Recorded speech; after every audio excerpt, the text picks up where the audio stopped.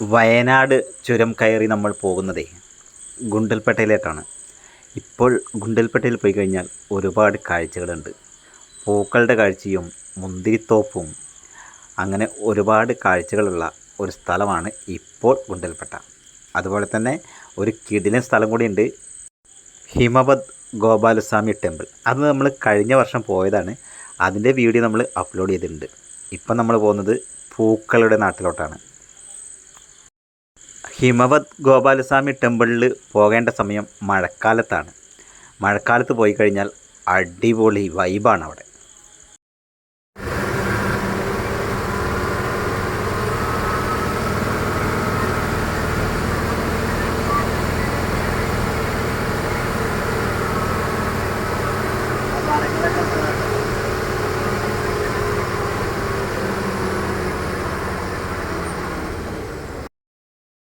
Hi, നമ്മളിപ്പോൾ ഉള്ളത് ഗുണ്ടൽപേട്ടയിലാണ്.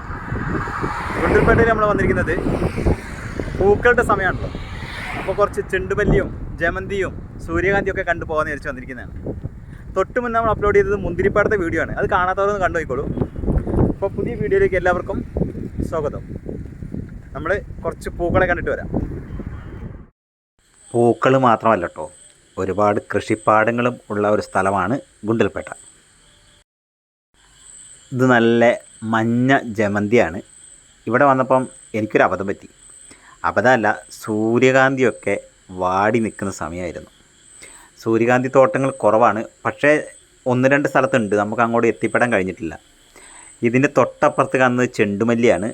ഇനി ചെറിയ സൂര്യകാന്തി കുറച്ചുള്ള സ്ഥലമുണ്ട്, അതും ഇതിൻ്റെ തൊട്ടടുത്ത് തന്നെ ഉണ്ട്. ഇതുണ്ടോ, ചെണ്ടുമല്ലി ഉണ്ടോ, ഇഷ്ടത്തിനുണ്ട് കേട്ടോ. നല്ല രസമാണ്. മഞ്ഞയും ചുവപ്പും ഓറഞ്ചും ഒക്കെ ആയിട്ട് ഇങ്ങനെ പൂക്കളിങ്ങനെ വിരിഞ്ഞ് നിൽക്കുന്ന കാണാൻ അതൊരു ചന്തം തന്നെയാണ്. ഗുണ്ടൽപേട്ടയിലോട്ട് എങ്ങനെ എത്താമെന്നും അതിൻ്റെ ഡീറ്റെയിൽഡ് വീഡിയോ ഒക്കെ നമ്മൾ ചെയ്തിട്ടുണ്ട്. സ്ത്രീകൾക്കാണെങ്കിലേ നമ്മുടെ പ്രിയദർശിനി ബസ്സിൽ ഫ്രീ ആയിട്ടും വരാം. ഭയങ്കര തിരക്കാണ്, അത് കഴിഞ്ഞ വീഡിയോ കണ്ടവർക്ക് മനസ്സിലായിട്ടുണ്ടാവും. ഇതുണ്ടോ ചെണ്ടുമല്ലി, എന്ത് രസമല്ലേ, അടിപൊളി കാഴ്ചയാണ്. ഇവിടെ നമുക്ക് ഒരുപാട് പച്ചക്കറികളൊക്കെ വാങ്ങി പോകാൻ പറ്റും കേട്ടോ. ഇവിടെ ഈ പൂപ്പാടത്തൊക്കെ ഭയങ്കര തിരക്കാട്ടോ. അധികവും മലയാളീസാണ്.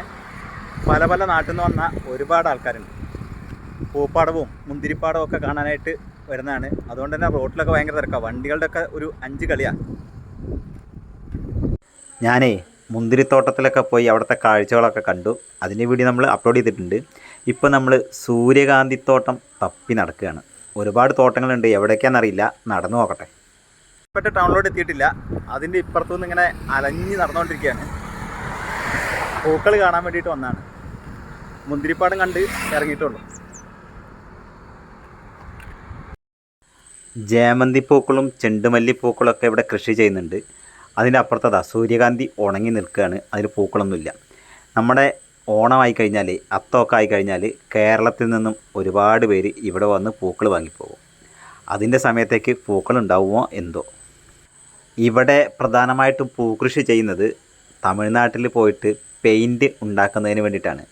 പക്ഷേ ഇപ്പം നേരെ തിരിച്ച് നമ്മുടെ ഓണത്തിന് വേണ്ടിയും ഇവിടെ പൂക്കൃഷി തുടങ്ങി. ഓണത്തിൻ്റെ സമയത്തേക്ക് തയ്യാറാക്കിയിട്ടാണ് ഇപ്പോൾ ഇവിടുത്തെ പൂക്കൃഷികൾ അധികവും. അത് കേരളത്തിലെ ഒരു വിപണി മനസ്സിൽ കണ്ടുകൊണ്ടാണ്. ആദ്യമൊക്കെ നമ്മുടെ ഗുണ്ടൽപേട്ടയിലൊക്കെ അവിടുത്തെ ആൾക്കാരാണ് പൂക്കൃഷി ചെയ്തിരുന്നതെങ്കിൽ ഇപ്പം മലയാളീസും ഇവിടെ കയറിയിട്ട് പൂക്കൃഷിയും അതുപോലെ തന്നെ ആ മുന്തിരിത്തോട്ടവും മലയാളീസിൻ്റെയാണ്. അങ്ങനെ നടന്ന് ഞാൻ വന്നപ്പോൾ ഇതാ സൂര്യകാന്തി, കുറച്ചേ ഉള്ളൂ, ചെറിയൊരു സൂര്യകാന്തി തോട്ടം. അതിന് കൂടെ തന്നെ ചെണ്ടുമല്ലിയും ജമന്തിയും ഒക്കെ വേറെയുണ്ട്. മനോഹരമായ പൂക്കളുടെ വീഡിയോ കണ്ടുകൊണ്ടിരിക്കുമ്പോഴേ ഈ വീഡിയോയ്ക്കൊന്ന് ലൈക്ക് അടിക്കാനും അതുപോലെ തന്നെ ചാനലൊന്ന് സബ്സ്ക്രൈബ് ചെയ്ത് വെക്കാനും മറക്കണ്ട.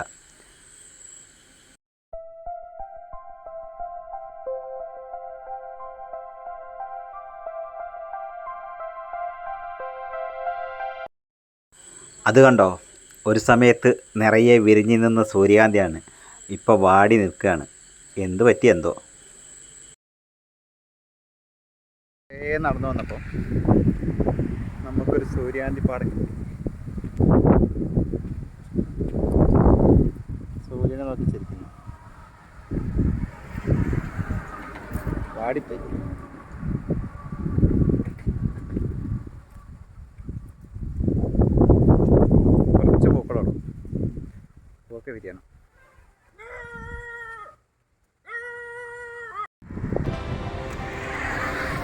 കാണുന്നതൊക്കെ ഒരുപാട് കൃഷിത്തോട്ടങ്ങളാണ്.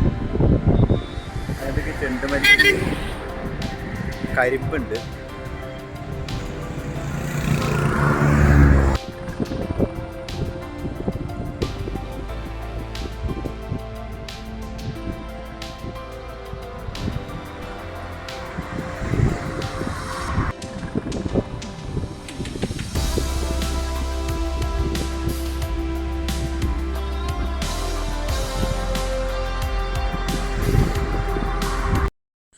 ഇവിടെ നിന്ന് നമുക്ക് പച്ചക്കറികളൊക്കെ വാങ്ങിയിട്ട് പോകാൻ പറ്റും കേട്ടോ.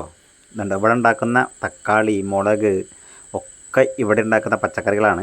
ആവശ്യാനുസരണം നമുക്ക് വാങ്ങിയിട്ട് പോകാം. ഇതെന്താണെന്ന് മനസ്സിലായോ? ഇത് വെല്ലമാണ്. അതും ഇവിടെ ഉണ്ടാക്കുന്ന തന്നെയാണ്.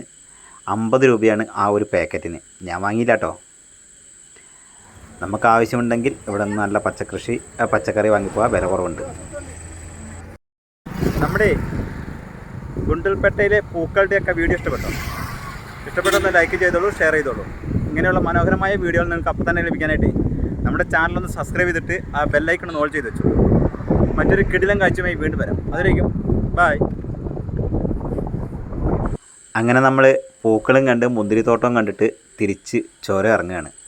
ചുരം ഇറങ്ങുമ്പോഴേ നല്ല മഴയാണ്, ചെറിയ രീതിയിൽ ബ്ലോക്കും ഉണ്ട്. എങ്കിലും കാഴ്ചകൾ നമുക്ക് ഒരുപാട് ഇഷ്ടമായി. Thank you.